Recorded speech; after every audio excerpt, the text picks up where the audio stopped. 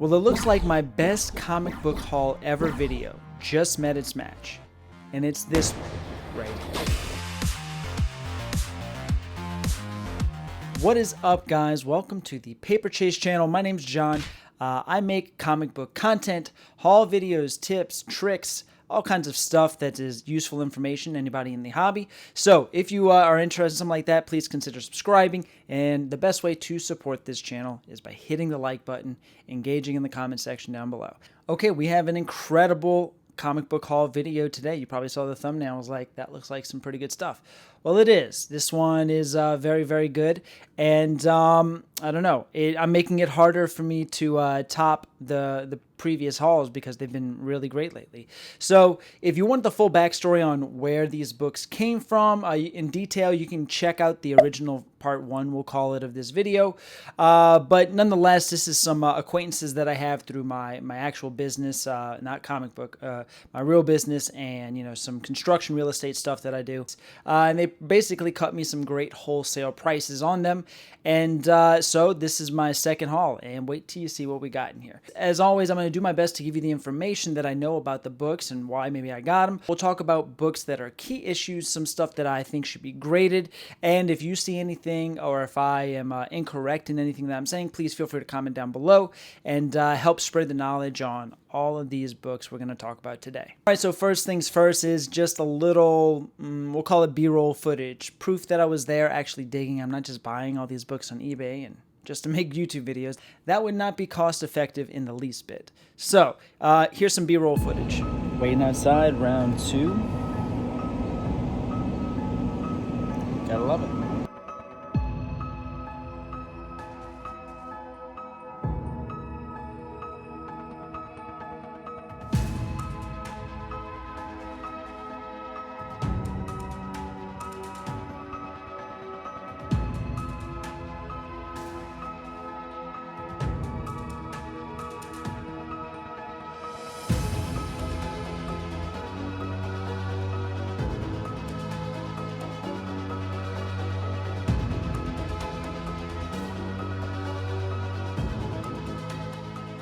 So nothing greater. I've always said in this game, nothing greater than digging through untapped masses of books, especially ones that have some age in it. Those are the best. I'm sure you already know if you're watching this channel. What I'm going to do now is, before we talk about the bigger issues, the bigger keys that I picked up in this haul, I'm going to hit you with a little appetizer video, and this is basically just some other miscellaneous things I got. You probably will see some key issues in there. There are some, but these are just not the ones that I kind of wanted to showcase. But check out these amazing books here before we even get into the big stuff.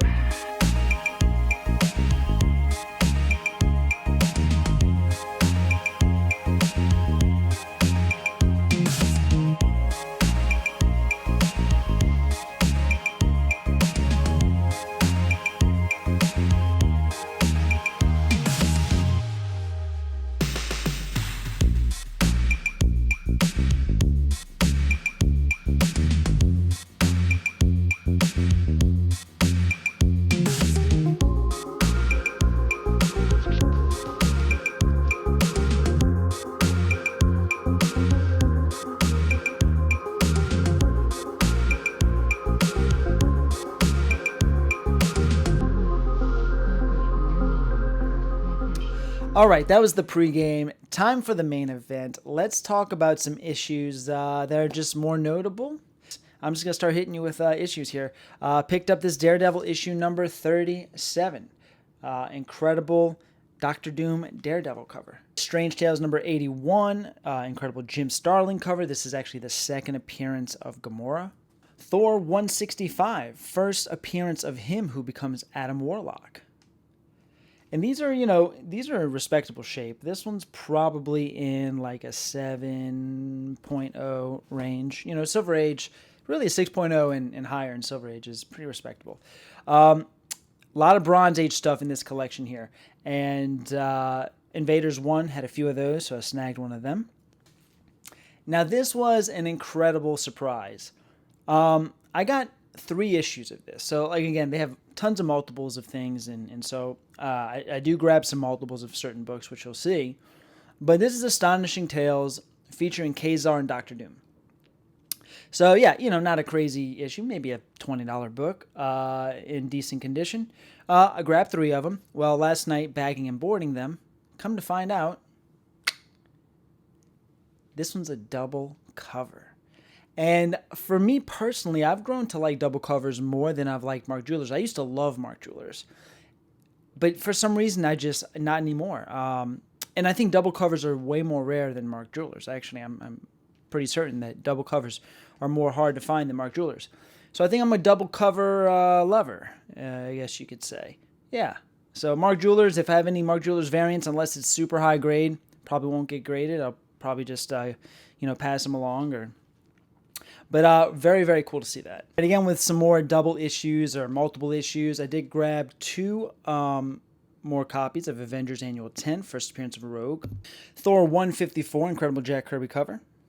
X-Men 141, Classic, Days of Future Past, Part 1. And this is pretty high grade, too. I would say probably a 9.4, maybe a 9.6 on a great day. I won't grade this, even though it could warrant being graded, but yeah. Love this book, Marvel Premiere number 28. This is the first appearance of the Legion of Monsters. All right, some people are going to see this. They're going to hate this, but they had a lot of them, so I grabbed a handful. This is Wolverine, number 1, classic Claremont, Frank Miller run. And I got 5. 5 of them. Out of the 5, 3 warrant being graded, 2 will not be. So I actually posted this on my Instagram the other day, and willing to sell 2 of them. Conan the Barbarian number 23 for his cameo appearance of Red Sonja. This was a cool one right here, and you'll see why in a second, but this is Brave and the Bold number 93. This is the incredible Neil Adams cover, crossover between House of Mysteries and Batman.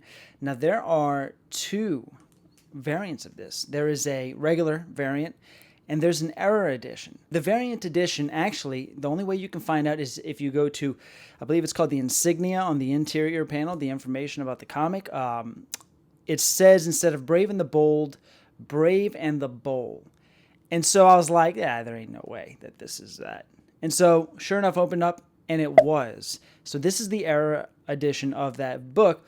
And last time I had gotten a haul from these guys, I think I picked up another one of these. And I was like, well, let me just go see if by some chance that one's the error as well. And that one's the error too. So I get to keep an error and I get to sell an error. So that's pretty cool. Super beat up copy of this next one, but a classic Mari Severin cover. And look, you're at a Comic-Con, you slap $20 in this thing, and it's flying off the shelf maybe before the show even begins. Tales to Astonish, issue number 93. Amazing cover here.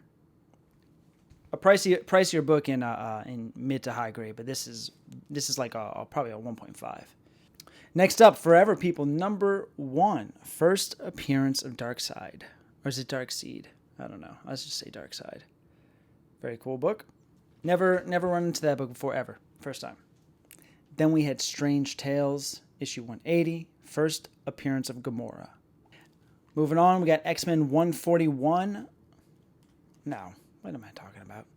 Moving on, we have X-Men 129, first appearance of Kitty Pryde, Emma Frost, and Sebastian Shaw, maybe? I love this book. I got 2 of them. I'm only going to show one, or there might have been another one in the video. And the last time there was some color touch. Way better on the color touch this time because I had more time to check some books. I did find some of those Journey into Mysteries that you saw in the appetizer video. Some of those did have some color touch. Some of these doubles, the ones that do have color touch, I'm just going to keep them in my personal collection, and then I'll sell the ones that don't have the color touch. So I got 2 copies of Adventure into Fear, number 19, first appearance of Howard the Duck. This is the one without the color touch. This is just, I've always saw this book and just thought it was a really cool book. Yeah. An Uncanny X-Men 115. I think I got 2 copies of this one. It's such a good book. Love this John Byrne cover as well. Amazing. And the last of the books that are not to be graded. So we're going to cap it off with 3 copies of X-Men 142. Part 2 of Days of Futures Past. All right, let's talk some books that I'm going to get graded. Now, these are really cool. The only reason why these are going to get graded is because they are 9.6, 9.8 candidates. And I love Joe Kubert. Joe Kubert did a lot of the DC horror stuff, especially the Weird War Tales, a lot of Tarzan and some Conan stuff, and awesome artist. But yeah, this thing is incredible here. Super high grade copy of this one. That's Weird War Tales 51.